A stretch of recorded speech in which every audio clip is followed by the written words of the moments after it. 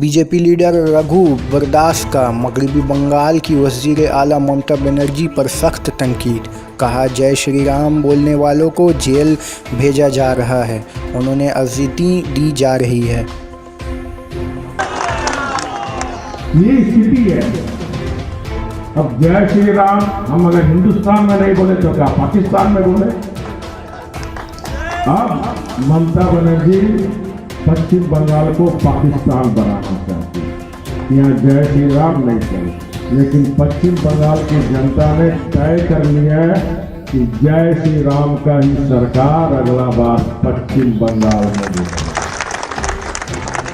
ये जनादेश जो 18 इतनी हिंसा के बाद 24 जब हमारे बीजेपी कार्यकर्ताओं की हत्या के बाद कार्यकर्ता पश्चिम बंगाल के कार्यकर्ताओं को नमन करना चाहिए।